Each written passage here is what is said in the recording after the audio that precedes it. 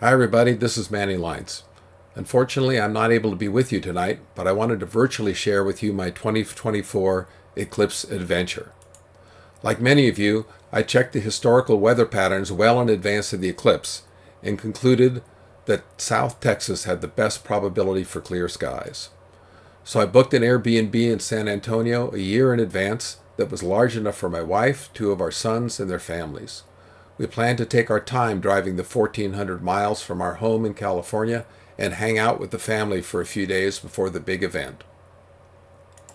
Then, very early on eclipse morning, we'd drive to one of a dozen or so locations on the center line that a friend had previously scouted out. But that is not what happened. As many of you know, a few days out from the eclipse it became clear that the weather in Texas was likely to be cloudy. I kept checking all the weather apps, but the situation, if anything, seemed to be getting worse. We had a sad phone call with our sons on April 4th and reluctantly decided that the prospects looked poor, so they both canceled their airline reservations.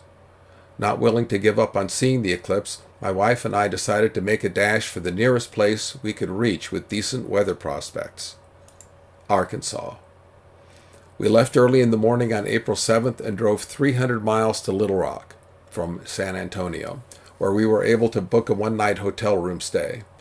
Checking the cloud situation in the morning, we were faced with the decision: drive north to join the Bokers and the Wilcoxes, who were in Ash Flat near the Kentucky line, or join up with our friend, who had found a promising location on a hilltop near the little town of Wicks, near the Oklahoma border. We opted for the latter because it would make for a shorter drive home. Unfortunately, when we got there, the sky was completely overcast. We were now in full panic mode, and in a last-ditch effort, we decided to head northeast to the little town of Pencil Bluff. We found a church parking lot with a few other people around and quickly set up our gear. By now, it was already past first contact. I set up my H-alpha scope for others to look through, then set up my camera and tracking mount. Suddenly, I remembered that the sequence I had set up in the Set and See software program that I was going to use for my automated eclipse photography was using the wrong GPS location. This would throw off the timing of all my exposures. I quickly built a new sequence from scratch, finishing it just minutes before the beginning of totality. The eclipse itself was, of course, glorious. I didn't realize it at the time, but there was actually a thin, high-altitude cloud layer. The photos I took during the diamond ring phases showed ripples reflecting off the clouds that I understand are rarely photographed flying shadow bands. The prominences were beautiful through binoculars, and I spent more time actually looking at this eclipse with my eyes than on my last 3 eclipses put together.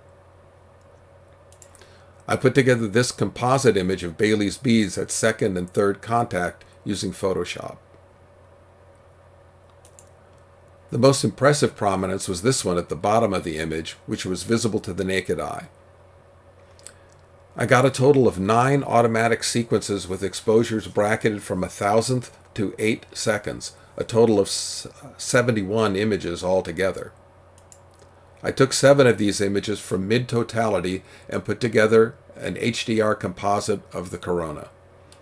I used Photoshop for this as well and did some additional sharpening of the streamers using the MLT tool in PixInsight.